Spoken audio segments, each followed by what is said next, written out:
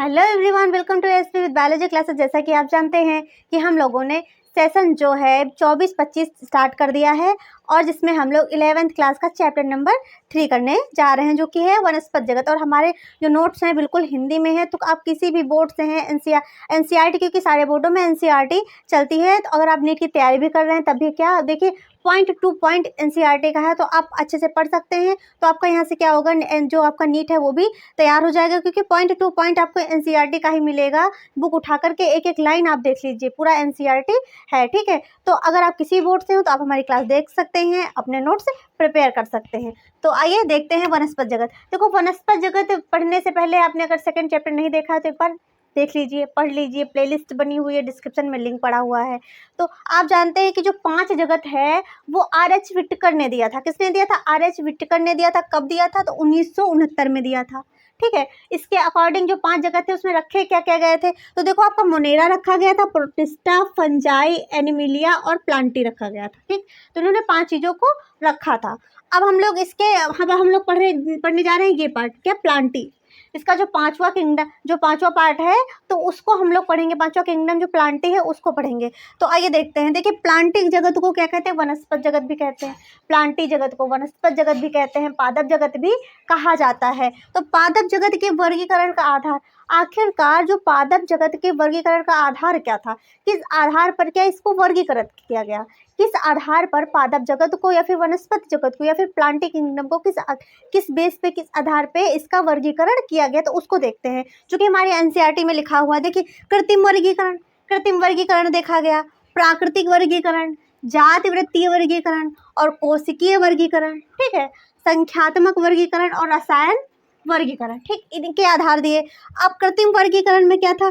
पादपों की बाह्य संरचना। भाई हम यहाँ पादप पढ़ रहे हैं तो पादपों की बाह्य संरचना तो देखोगे ना, मनुष्यों की तो देखोगे नहीं, क्योंकि प्लांटिंग किंगडम जो है इसमें पेड़ पौधे आपके आएंगे, ठीक है। तो इसमें क्या देखिए, पादपों की बाह्य संरचना देखेंगे हम लोग कृत्रिम वर्गीकरण के अंदर। पुष्प का रंग कैसा है, ठीक है, पुष्प किस कलर का है, नीला है, पीला है, गुलाबी है, किस रंग का है, ये देखेंगे। और पत्ती की संकाय कैसी, संरचना कैसी, आकृति या आकार कैसा है, ठीक है। अब प्राकृतिक वर्गीकरण में हम लोग बाह्य संरचना देखेंगे, बाहर की संरचना कैसी है, आंतरिक संरचना कैसी है, और भ्रूण कैसा है, उसका एम्ब्रियो कैसा है। अब इससे ये आया कि भ्रूण विज्ञान के जनक कौन थे, तो जॉर्ज बेंथम, जोसेफ और डाल्टन हुकर, ठीक है। अब जाति वृत्तीय वर्गीकरण में जीवों में जातीय संबंध क्या था, तो जीव हैं उनका जातीय संबंध किससे था, जैसे कि हम लोगों का जातीय संबंध पहले किससे रहा है, हमारे पूर्वज क्या हैं, तो उसमें पूर्वजों से रिलेटेड करके देखेंगे। जैसे पौधा है, प्लांट्स है, उसका पूर्वज, उसके पहले के पौधे कैसे थे, तो उससे क्या रिलेट करके यहाँ पे देखा गया, ठीक है। कोशिकीय वर्गीकरण, कोशिका की संरचना कैसी है, प्लांट है तो हर प्लांट से अलग अलग प्रकार के प्लांट होते हैं, तो उसमें सेल्स, कोशिका जो है उसकी संरचना, उसका स्ट्रक्चर किस प्रकार का है, ठीक है। और क्या देखें, संख्यात्मक वर्गीकरण, इसमें क्या कंप्यूटरीकरण होता है, यानी कि संख्यात्मक, जैसे कि कितनी संख्या है, किसकी क्या संख्या, तो उसको रोमन अंकों में क्या किया जाता है, ऐड किया जाता है, वहाँ पे लिखा जाता है, तभी तो क्या उसका होता है, जैसे कि इतनी संख्या में ये पाए जाते हैं, आपका इतनी संख्या में ये पाया जाता है, तो इसका क्या रोमन अंकों में क्या आता है। फिर रासायनिक वर्गीकरण मतलब है गुणसूत्र, जो क्रोमोसोम की संख्या जो होती है गुणसूत्रों में, उसका करना। तो कोशिका की संरचना के आधार पर करते हैं ना हम गुणसूत्रों का, ठीक, अध्ययन, ठीक है। अब हम लोग देखेंगे, अब इतना हम लोगों ने देख लिया। अब क्या, पादप का वर्गीकरण। इसके बाद ये सब सारी संरचनाओं को ध्यान में रखते हुए हम लोग क्या करेंगे, पादप का वर्गीकरण हुआ, ठीक है। तो पादपों का वर्गीकरण कितने पार्ट पढ़ेंगे हम लोग, शैवाल, ठीक। शैवाल में ब्रायोफाइटा, टेरिडोफाइटा, जिम्नोस्पर्म और एंजियोस्पर्म, ठीक। शैवाल, ब्रायोफाइटा, टेरिडोफाइटा, जिम्नोस्पर्म और क्या हो गया आपका, एंजियोस्पर्म, ठीक है। तो इतने में किया गया। सबसे पहले हम लोग शैवाल देखेंगे, पढ़ेंगे, फिर ब्रायोफाइटा पढ़ेंगे, फिर टेरिडोफाइटा पढ़ेंगे, फिर जिम्नोस्पर्म, फिर एंजियोस्पर्म। तो अब हम लोगों का टॉपिक जो स्टार्ट होने वाला है वो है शैवाल, यानी कि एल्गी, ठीक है। हम लोग पढ़ेंगे क्या, एल्गी, शैवाल को पढ़ेंगे।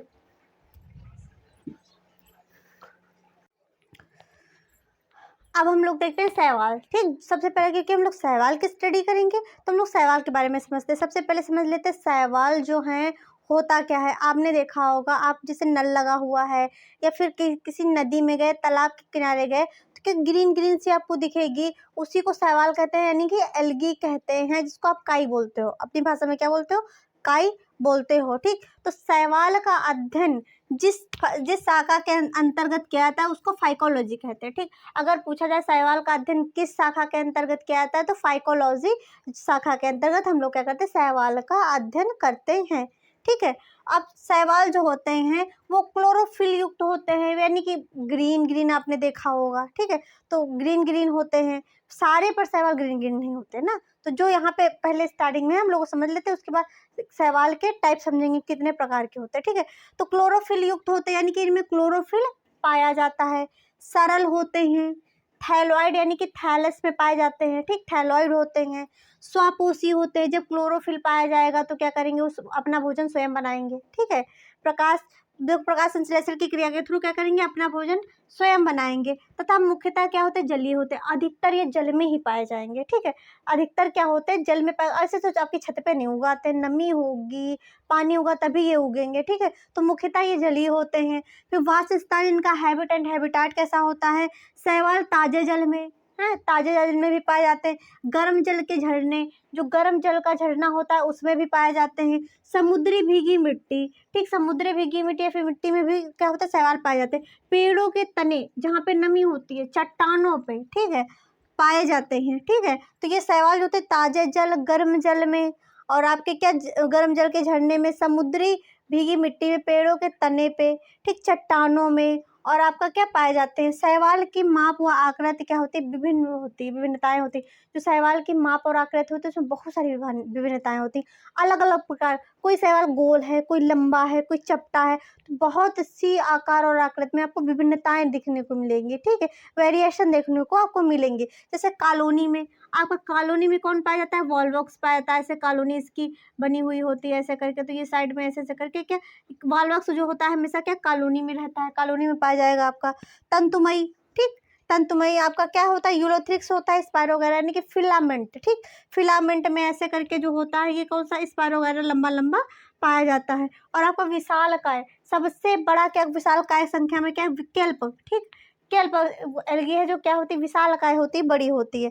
अब इनमें जनन देख लेते हैं, तो इसमें जनन जो होता है, रिप्रोडक्शन जो होता है, 3 प्रकार का होता है, कायिक जनन, अलैंगिक जनन और जैंगिक और अलैंगिक जनन। ठीक, कायिक जनन, अलैंगिक जनन और लैंगिक जनन। सबसे पहले हम लोग कायिक जनन देख लेते हैं।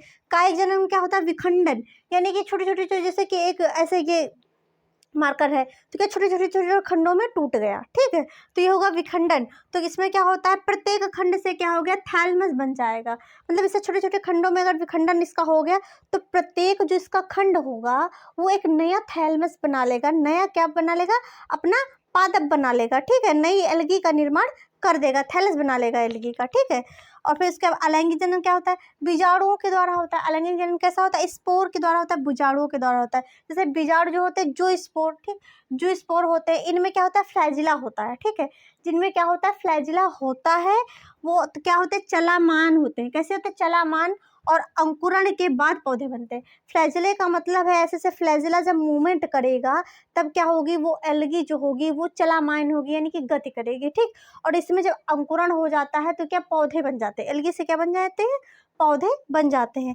अब लैंगिक जनन जो होता है, इसमें 2 युग्मक संलेलित होते हैं। इसमें कैसे, कितने, 2 युग्मक संलेलित होते हैं। समान जो होते हैं फ्लैजिला वो यूलोथ्रिक्स में होता है।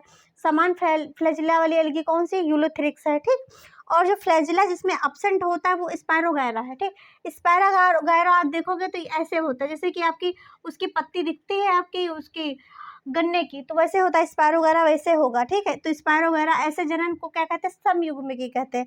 देखो जिनमें समान गैमेट्स हों, ठीक, समान कोशिकाएं हों, फ्लैजिला एब्सेंट है तो समान ही तो है। ठीक है, अगर एक में एब्सेंट होता है एक में निकला होता तो ये क्या हो गया, असमयुग्मकी हो गए।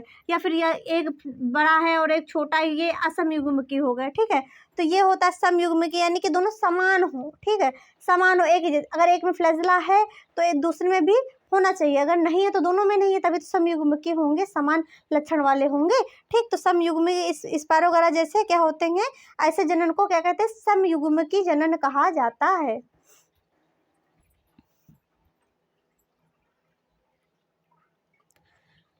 अब देखते हैं, अभी हम लोगों ने समयुग्मकी देखा, अब हम लोग देखते हैं असमयुग्मकी। ठीक, असमयुग्मकी में क्या होगा, दो असमान युग्मक होंगे, जैसे बताया था, एक बड़ा हो सकता है और एक छोटा हो सकता है। ठीक है, जैसे कि ये बड़ा है, ये छोटा है। ठीक, और एक में फ्लैजेला, जैसे दोनों समान है तो एक में फ्लैजेला पाया जाएगा, एक में नहीं पाया जाएगा, तो ये भी क्या हो गए, असमयुग्मकी हो गए। ठीक, तो एग्जाम्पल क्या है आपका, यूरोडाइना। ठीक है, यूरोडाइना क्या है, विषम, जो यूरोडाइना है वो एक एल्गी है। इसमें क्या है, ये विषम युग्मकी है, क्योंकि इसमें क्या होंगे, जो युग्मक होंगे वो एक समान नहीं होंगे, एक साइज के नहीं होंगे। ठीक है, और तो क्या होता है, लैंगिक जनन में एक बड़े अचल मादा युग्मक से एक बड़ा सा अचल मादा युग्मक बनाते हैं। अचल का मतलब होता है नॉन मोटाइल। ठीक, नॉन मोटाइल मतलब जो चलता नहीं, जिसमें फ्लैजेला नहीं पाया जाता है। ठीक है, तो अचल युग्मक से क्या बनाते हैं, एक चलामान अचल युग्मक बन जाता है। उससे क्या बनेगा, चलामान नर युग्मक सम्मिलित होता है। ठीक, उसमें क्या होगा, जो देखो युग्मक बन जाएगा, फिर उससे क्या होगा, से एक क्या होगा, चलामान नर युग्मक में, यानी कि नॉन मोटाइल से मोटाइल में आपका क्या हो जाएगा, नर युग्मक सम्मिलित हो जाएगा। ठीक है, अब जैसे क्या है आपका, वॉल्वॉक्स है, फ्यूकस है। ठीक है, ये दोनों एल्गी हैं। ठीक है, जो क्या है, विषम लैंगिक जनन करती हैं। ठीक, कौन सा, विषम लैंगिक जनन करती हैं। मनुष्य के लिए शैवाल उपयोगी होते हैं।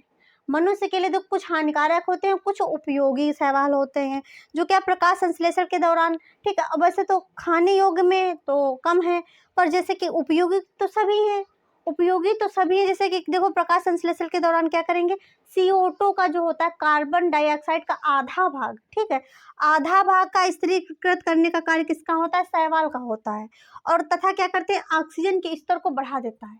CO2 को क्या कर देगा, स्थिरीकृत कर देगा, और ऑक्सीजन के लेवल को क्या कर देगा, बढ़ा देगा। ये ऊर्जा के क्या होते हैं, प्राथमिक उत्पादक। ऊर्जा के प्राथमिक उत्पादक किसको कहा गया है, एल्गी को कहा गया है, शैवाल को कहा गया है। ठीक है, और खाद्य चक्र में देखो कौन कौन से लेते हैं भाग, तो देखो पोरफायरा हो गया आपका, लेमिनेरिया हो गया, तथा सारगासम हो गया। ठीक है, ये हो गए।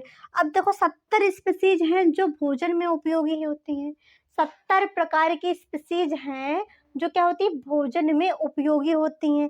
समझ लीजिए 30% ऐसे रहती है, बाकी 70% क्या होती हैं, एल्गी, जो कि क्या कहते हैं, खाई जाती है, भोजन में उपयोगी होती हैं। यहाँ नहीं खाई जाती हैं, हम लोग एरिया पर जो समुद्री इलाके, उनके किनारे के लोग, अंतरिक्ष में जाने वाले लोग, ठीक, इसका सेवन करते हैं। ठीक है, अब लाल भूरे शैवाल जो होते हैं, ठीक है, तो क्या होता है, कैरा, देखो लाल भूरे शैवाल से जो आपका कैरागीन का उत्पादन होता है, किसका, कैरागीन का उत्पादन। कैरागीन क्या होता है, व्यवसाय में उपयोगी होता है। ठीक, व्यवसाय में इसकी बहुत ही उपयोगिता होती है।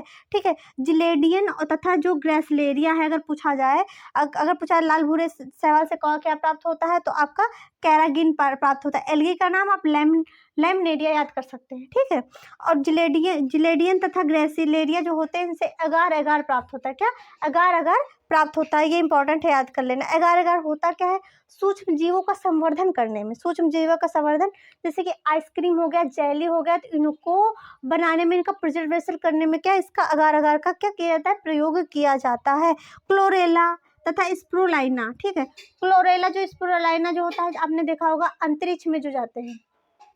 ठीक, अंतरिक्ष में जो जाते हैं यात्रा के लिए, जो वैज्ञानिक जाते हैं या फिर ऐसे जाया जाता है, तो देखो वहाँ पे खाने के लिए तो कुछ होता नहीं है, वहाँ पे खाने के लिए कुछ भी नहीं होता, वहाँ पे दाल चावल, आपका समोसा इडली डोसा तो रखा नहीं है, तो वहाँ क्या होता है, और इतनी ज़्यादा मात्रा में राशन भी नहीं ले जा सकते अंतरिक्ष में भैया, गुरुत्वाकर्षण कम होता है। ठीक है, गुरुत्वाकर्षण कम होता है तो खाना भी नहीं बना सकते, तो कुछ अपना, तो ये क्या करेंगे, खाने के लिए क्लोरेला लेते जाते हैं। ठीक, क्लोरेला और स्पोराइल जो आपका है, देखो इस आपका हो गया स्प्रोलाइना जो है, लेते जाते हैं, तो क्या करते हैं, वहाँ जब अंतरिक्ष में पहुँचते हैं, जब वहाँ अंतरिक्ष में क्या होगा, आप जैसे पैर नहीं रख सकते हो। ठीक है, आपने पढ़ा होगा 6-7 की NCERT में पढ़ा होगा है, तो उसमें देखो 6-7 की 4-5 में भी NCERT में पढ़ा होगा। ठीक है, तो उसमें क्या, वहाँ पर पैर आप नहीं रख सकते हो, आपके बाल क्या होंगे, यूँ ऐसे खड़े होंगे, और जो आपको पानी जो होगा, तो क्या करते हैं, कहीं पानी देखते हैं, उसमें क्लोरेला को डाल दिया। ठीक है, क्लोरेला में बहुत अधिक मात्रा में प्रोटीन पाया जाता है, जब इनको भूख लगी तो ये क्लोरेला का क्या कर लेते हैं, सेवन कर लेते हैं,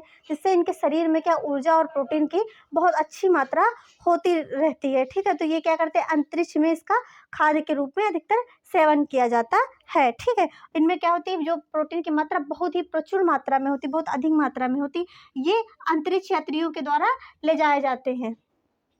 ठीक। अब शैवाल के प्रकार, शैवाल 3 प्रकार के होते हैं आपका, क्लोरोफाइसी, फियोफाइसी और रोडोफाइसी। ठीक, पहले हम लोग क्लोरोफाइसी पढ़ेंगे, फिर फियोफाइसी पढ़ेंगे, फिर रोडोफाइसी पढ़ेंगे। इतना आपको क्लियर हो गया होगा तो स्क्रीनशॉट ले लीजिए।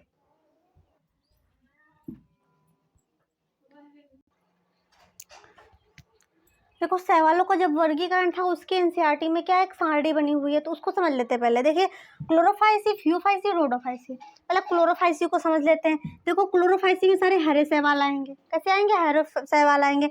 इनका जो पिगमेंट होगा, जो वर्णक होगा, वो क्लोरोफिल ए और बी होगा। कैसा होगा? क्लोरोफिल ए और बी होगा। फूड मटेरियल स्टार्च के रूप में होगा। ठीक, इनका जो संचित पदार्थ होगा, भोज्य पदार्थ जो होगा, स्टार्च के रूप में होगा। इनकी सेल वॉल जो होगी सेलुलोज की बनी होगी। किसकी? सेलुलोज की बनी होगी। और फ्लैजिला संख्या में 2 से 8 होंगे। कितने होंगे? 8 होंगे। और इन फ्लैजिला की जो स्थित होगी वो कैसी होगी? समान होगी। पहली बात तो समान होंगे। और कहाँ होंगे? शीर्ष पे। जैसे ये हो गया, ऐसे समान होंगे, मतलब दोनों एक का साइज एक ही होगा और दोनों शीर्ष पर होंगे। ठीक है। और स्थान इनका कैसा होगा? जो आवास, देखो अलवड़ जल में भी पाए जाएंगे, लवड़ी जल में भी पाए जाएंगे और खारे जल में भी ये पाए जाएंगे। अब फियोफाइसी समझते हैं। फियोफाइसी में आपके भूरे शैवाल आएंगे। ठीक, क्या उनसे भूरे शैवाल आएंगे। इनका जो वर्णक होगा, जो पिगमेंट होगा, वो क्लोरोफिल ए और सी होगा। क्या होगा? क्लोरोफिल ए सी होगा। और आपको फ्यूकोजैंथिन भी इसमें पिगमेंट पाया जाएगा। क्लोरोफिल ए और सी पाया जाएगा और एक और वर्णक पाया जाएगा जिसको फ्यूकोजैंथिन कहते हैं। ठीक है। और फूड मटेरियल कैसे होगा? मैनिटोल होगा और लेमिनेरिन होगा। ठीक है। और सेलवाल जो पाएगी सेलुलोज तथा एल्जिन की पाई जाएगी। इसमें सेलुलोज की सिर्फ सेलवाल पाई जाएगी। इसमें सेलुलोज तथा एल्जिन दोनों की पाई जाएगी। ठीक है। अब जो फ्लैजिला होंगी इनकी संख्या 2 होगी। ठीक है। इसमें 2 से 8 थी, पर इसमें जो होगा फियोफाइसी में सिर्फ 2 ही होगी। ठीक है। स्थित कैसी होगी? आसमान होंगे और पार्श्वी होंगे। ठीक है, बगल से निकले होंगे। और स्थान कैसा होगा? अलवड़ जल में भी पाए जाएंगे और बहुत कम खारे जल में पाए जाएंगे। खारे जल में बहुत कम पाए जाएंगे और लवड़ी जल में पाए जाएंगे। अब हम रोडोफाइसी समझते हैं। रोडोफाइसी लाल शैवाल होते हैं। लाल शैवाल होते हैं। इनमें जो पिगमेंट होता है वो क्लोरोफिल ए और डी होता है। ठीक, क्लोरोफिल ए और डी पाया जाएगा। और इसमें फाइब्रो एरोथ्रिन भी पाया जाएगा, एक और वर्णक पाया जाएगा। ठीक है। और इसका फूड मटेरियल जो होगा फ्लोरोडियन स्टार्च होगा। देखो रोडोफाइसी में फ्लोरोडियन स्टार्च पाया जाएगा फूड मटेरियल। सेल वॉल जो होगी इनकी सेलुलोज की बनी होगी। ठीक है, सेलुलोज की बनी होगी। फ्लैजिला की जो स्थित जो होगी, तो फ्लैजिला जो होंगे वो भी एब्सेंट होंगे। जब एब्सेंट ही होंगे तो उनकी स्थिति भी एब्सेंट होगी, है, कहीं नहीं पाए जाएंगे।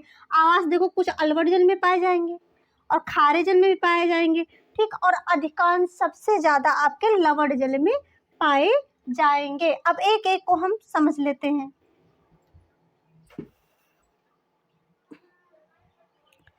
अब हम लोग समझते हैं क्लोरोफाइसी क्या होते हैं। ठीक, क्लोरोफाइसी शैवाल क्या होते हैं। सबसे पहले तो ये हरे होते हैं। अभी आपने जाना इनमें कैसे ये हरे शैवाल होते हैं। ठीक, क्लोरोफाइसी तो ये हरे शैवाल होते हैं। ये एक कोष की होते हैं, यानी कि इसमें एक सेल पाई जाती है। कैसे होते? कॉलोनी में होंगे। कैसे होंगे? कॉलोनी में ग्रुप बना के रहते हैं। ठीक है, जैसे कि आपका हो गया वॉल्वॉक्स हो गया, तो उसमें देखो एक एक सेल जुड़ करके ग्रुप कॉलोनी में बना करके रहेंगे। ठीक है। अथवा कैसे? तंतुमयी यानी कि फिलामेंट में होते हैं। ठीक है, तंतुमयी होते हैं। और क्लोरोप्लास्ट अभी देखा था आपने, इसमें ए और बी पाया जाता है और सुस्पष्ट होता है, ये स्पष्ट दिखता है। ठीक है। और क्लोरोप्लास्ट का जो आकार होगा तो किसी में प्लेट शेप का होगा। ठीक है, किसी में जलिकाकार होगा, किसी में कप शेप का होगा। जैसे क्लेमाइडोमोनास में कप शेप का क्लोरोप्लास्ट पाया जाता है, किसी में रिबन आकार का होगा। ठीक है, इनके सदस्यों के क्लोरोप्लास्ट होते हैं एक से अधिक पाइरिनॉइड। पाइरिनॉइड का मतलब होता है स्टार्च। क्या होता है? स्टार्च होते हैं। ठीक है, स्टार्च होते हैं। अब कुछ शैवाल तेल बूंदक के रूप में भोजन में संचित किए जाते हैं। कैसे? तेल की बूंदों के रूप में क्या किए जाते हैं? भोजन में संचित किए जाते हैं। इनकी जो शैवाल होती है वो कठोर होती है। कैसी होती है? कठोर होती है। और जो मतलब जो भीतरी सतह होती है तो वो सेलुलोज की बनी होती है। और जो बाहर की सतह होती है वो कैसी किसकी बनी होती है? फ्रैक्टोज की। किसकी? देखो सेलुलोज, देखो पहले जिनकी शैवाल होती है वो कठोर होती है। जो भीतरी सतह होती है वो सेलुलोज की बनी होती है। बाहरी सतह जो होती है फ्रैक्टोज की बनी हुई होती है। और इनमें जो जनन होता है 3 प्रकार होता है। कायिक जनन, अलैंगिक जनन, लैंगिक जनन। ठीक, कायिक जनन देख लेते हैं। कायिक जनन तंतु जो होता है, जो फिलामेंट होता है, उसके टूटने से जैसे खंड खंड खंड करके टूट गए, उससे निकल आया नेथैलमस बन गया। और क्या होता है? बीजाणु के स्पोर से होता है। ठीक है। और लैंगिक जनन कैसे होता है? फ्लैजिला युक्त जो स्पोर जो होते हैं उनके जो स्पोर है उनसे जूस्पोरेंजिया बनती हैं, उनका क्या होता है, चल बीजाणु धानी बन जाती हैं। इनको कहते हैं जूस्पोरेंजिया, मतलब चलने वाली बीजाणु धानियाँ बन जाएंगी। तो क्या करती हैं, चलन करती हैं, ठीक है, से बनते हैं, से क्या होता है, निर्माण इनका होता है। लैंगिक जनन क्या होगा, विभिन्नताएं होती हैं, ठीक है, कई प्रकार के होते हैं, समयुग्मकी भी हो सकते हैं, असमयुग्मकी और विषमयुग्मकी, ये सारे प्रकार के हो सकते हैं। सामान्य सदस्य इसके कौन से, तो आपका क्लेमाइडोमोनास है, ठीक है, जिसकी संरचना ऐसे करके ऐसे होती है। वॉलवॉक्स है जो कि कॉलोनी में रहते हैं। यूलेथ्रिक्स है, और आपका स्पायरोगाइरा है, और कारा है, ठीक है, इतने प्रकार के इसके सदस्य होते हैं। अब हम लोग पढ़ेंगे फियोफाइसी क्या होता है। अब हम लोग देखते हैं कि फियोफाइसी, ठीक, हम लोगों ने देख लिया क्लोरोफाइसी, अब हम लोग देखते हैं फियोफाइसी। तो फियोफाइसी में भूरे शैवाल आते हैं, ठीक, इनमें माप में जो होती विभिन्नताएं होती हैं, ठीक, वेरिएशन होती हैं। देखो सरल होते हैं, साखित होते हैं, कैसे होते हैं, सरल होते हैं, साखित होते हैं, तंतुमयी होते हैं, यानी कि फिलामेंट में, जैसे आपका एक्टोकार्पस हो गया, ठीक है। सघन साखित आपकी कैल्प होती है, क्या होती है, कैल्प एल्गी होती है, जिसकी ऊंचाई आपकी होती है 100 मीटर, कितनी होती है, 100, मतलब 100 मीटर होती है उसकी ऊंचाई, ओके। अब आपका देखो क्लोरोफिल इसमें ए और सी पाया जाता है, ठीक, ए और सी है, और क्लोरोफिल आपका ए सी होगा, इसमें कैरोटीनॉइड तथा जैंथोफिल, ये 3 प्रकार के आपके वर्णक पाए जाएंगे, ठीक है। रंग कैसा होगा, जैतून हरे, ठीक, जैतूनी हरे मतलब यानी बादामी कलर वही हो गया, भूरा, ठीक, भूरे के विभिन्न शेड पाए जाएंगे। भूरे के से विभिन्न शेड क्यों पाए जाते हैं, जो जैंथोफिल है और फ्यूकोजैंथिन है, इसकी मात्रा के कारण भूरे के विभिन्न प्रकार के शेड पाए जाते हैं, विभिन्न प्रकार के कलर, हल्का हो गया, गाढ़ा हो गया, उससे हल्का हो गया, ठीक, ऐसे पाए जाते हैं। जो इनका फूड मटेरियल होता है, भोजन, वो जटिल कार्बोहाइड्रेट में होता है, ठीक, जटिल कार्बोहाइड्रेट में, जैसे आपका लेमिनेरिन हो गया और मैनिटोल हो गया, फूड मटेरियल, ओके। अब जो इनकी कायिक कोशिका होती है, वो सेलुलर कोशिका भित्ति की बनी होती है, और जो सेलुलर होती है, ठीक, वो किसकी होती है, सेलुलोज की बनी हुई होती है। बाहर एल्जिन होता है, अंदर जिलेटिन होता है, ठीक, बाहर का इस स्तर एल्जिन होता है, अंदर का स्तर क्या होता है, जिलेटिन होता है।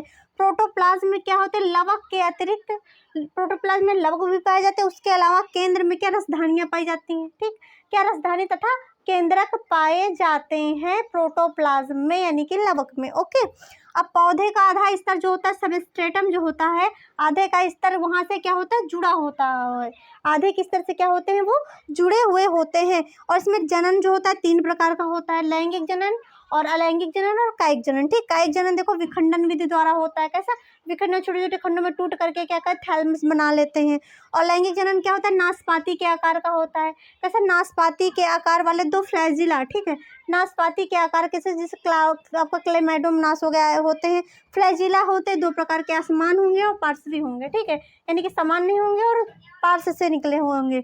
युक्त क्या होते हैं, जूस्पोर द्वारा होता है। लैंगिक जनन देखो समयुग्मकी होगा और असमयुग्मकी होगा और विषम युग्मकी होता है। सामान्य सदस्य इसके हैं एक्टोकार्पस, ठीक, एक्टोकार्पस, डिक्टोयोटा, लेमिनेरिया, सारगासम और आपका फ्यूकस, ओके, ये आपका हो गया फियोफाइसी। अब रोडोफाइसी हम लोग समझ लेते हैं।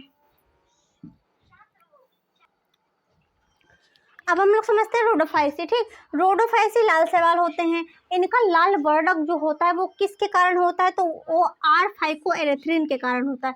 अगर पूछा जाए लाल शैवाल लाल क्यों होते हैं, क्योंकि उसमें आर फाइकोएरेथ्रिन पाया जाता है, तभी क्या रोडोफाइसी जो है उसके फाइलम के जितने भी आपके शैवाल होते हैं वो रेड कलर के दिखते हैं। आवास इनका समुद्री, अधिकतर समुद्र में पाए जाते हैं, और अत्यधिक जो पाए जाते हैं वो गर्म क्षेत्र में पाए जाएंगे, गर्म क्षेत्र में पाए जाएंगे जो आपके रोडोफाइसी के सदस्य होंगे। और अधिक देखो, अधिक प्रकाश यानी कि पानी के ऊपरी सतह पे पाए जाएंगे, ठीक, पानी के ऊपरी सतह पे पाए जाएंगे। कम प्रकाश, जैसे कम प्रकाश समुद्र के नीचे गहराई जो तलहटी में उसमें पाए जाएंगे। लाल शैवाल का जो थैलमस होता है वो बहुकोशिकीय होता है, ठीक, बहुत सारी कोशिकाएं होती है, जो उसकी संरचना जो होती है वो कैसी होती है, जटिल होती है, ठीक, जटिल संरचना का होता है। फूड मटेरियल जो होता है वो फ्लोरेडियन स्टार्च होता है, ठीक है। अगर पूछा जाए कि क्लोरोफाइसी के सदस्यों का जो फूड मटेरियल है वो कैसा होता है, तो आप बताएंगे क्या होता है, वो फ्लोरेडियन स्टार्च होता है। और स्टार्च की रचना कैसी होती है, जो स्टार्च की संरचना दिखेगी वो आपको एमाइलोप्रोटीन तथा ग्लाइकोजन की तरह दिखेगी, ठीक है। और आपका जनन जो होगा वो 3 प्रकार का होगा, कायिक जनन, अलैंगिक जनन, लैंगिक जनन। कायिक जनन विखंडन विधि द्वारा होगा, ओके। और जो अलैंगिक जनन है वो अचल स्पोर यानी कि बीजाणुओं के द्वारा होगा। और आपका जो लैंगिक जनन है वो अचल युग्मक, ठीक है, यानी कि नॉन मोटाइल जो युग्मक होंगे, गैमेट होंगे, वो कैसे होंगे, विषम युग्मक के होंगे, यानी कि सामान्य नहीं होंगे। सामान्य सदस्य कौन होंगे, देखो पॉलीसाइकोनिया होगा, आपका ग्रासिलेरिया होगा, और आपका पोरफायरा होगा, ठीक है, और आपका जिलेडियम होगा। इतने इसके सदस्य होंगे। तो सवाल जो है वो हम लोगों का फिनिश हो गया। तो नेक्स्ट हम लोग अगला टॉपिक चालू करेंगे। आपको अगर हमारी क्लास थोड़ा सा भी अच्छी लगी हो तो ज़्यादा से ज़्यादा अपने दोस्तों में शेयर करें, हमारे चैनल को लाइक करें, शेयर करें, सब्सक्राइब करें। मिलते हैं नेक्स्ट टॉपिक के साथ, तब तक के लिए सत श्री अकाल।